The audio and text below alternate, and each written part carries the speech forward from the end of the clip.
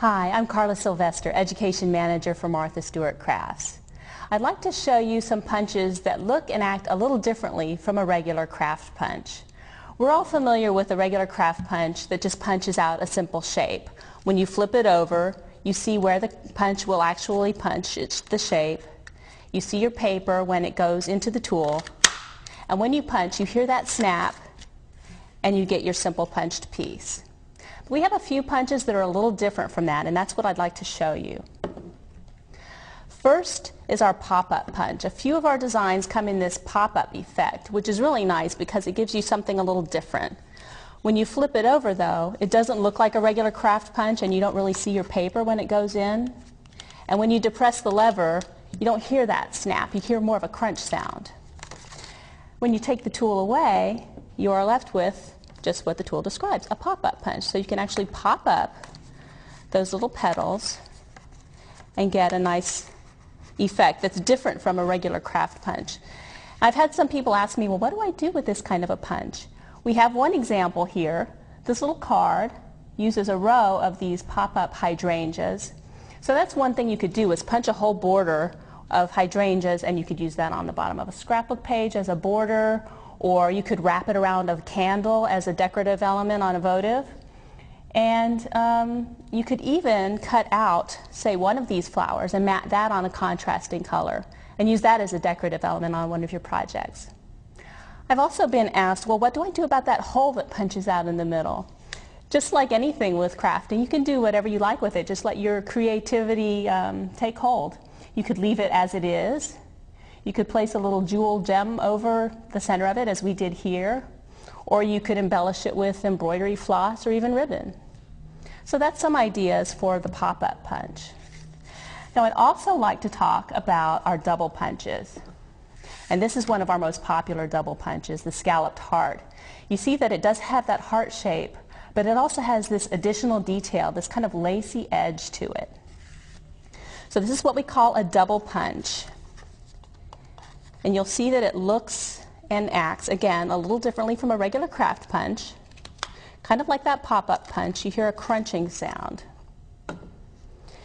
And you'll see that the shape doesn't actually separate from the paper.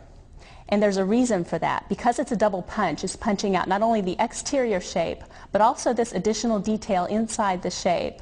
So all you need to do is separate this punched shape from the paper. It's attached by a couple of tiny tabs, and by doing that, the punch can get that additional detail. If the punch didn't leave the punched shape attached to the paper, that punched shape could get lost inside the tool. So this way, we get our nice punched shape.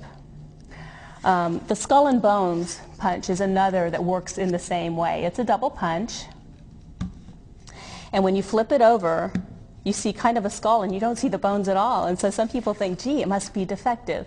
But no, it is supposed to be this way. Just put your paper in there, give it a punch. And again, you don't hear that snapping sound, you just hear kind of a crunch. And then you get your shapes that remain attached to the paper by those couple of tiny tabs. And what I like to do, especially with the bones, because those pieces are so fine, is to separate them out with a craft knife. So you can just use that knife, give it a couple of little cuts right where those tabs are, and there's the bone. And you can make some really cute projects with this particular punch. I think this little card is really cute. So that's the double punch. The third punch I want to show you is the embossing punch. And this punch, again, like these others, you don't get that snap when you use it. You get more of the crunching sound. And again, it's because it's doing that additional operation. It's not only cutting out the punch shape, but it's doing more work on the interior of the punch as well. So I'm going to turn over my owl punch, give it a little crunch, and there's my owl with the eyes all embossed, and even the belly has got a little embossing to it. And you can see it's almost coming off the paper already, so all you have to do is pull that right out. And there you go. And another of my favorites is the button punch. And that one actually both is a double punch and an embossing punch. You'll see it's actually got those holes cut out of the middle just like a real button, and then it also embosses around the edge. So we give that one a little press. And there's the button, and there's the couple of little tabs that's going to allow that button to pop right off. And if you have a little extra piece like that in the middle, a little craft knife can just pull out that little last hole. And there you have it. So those are some punches that look a little different and act a little different from a regular craft punch. And when I say they look a little different, like I said, we've seen the craft punch with solid piece. Anytime you see a Martha Stewart crafts punch that has additional detail in the center, like our Skull and Bones where you have the eyes in the middle of the skull, or like that heart where you see those little holes in the center of the shape, anything like that that's got additional detail inside the outline of the punch, you know you've got a punch that's going to act a little differently from the regular craft punch that we're used to. But the results are so worth it, so enjoy those double punches.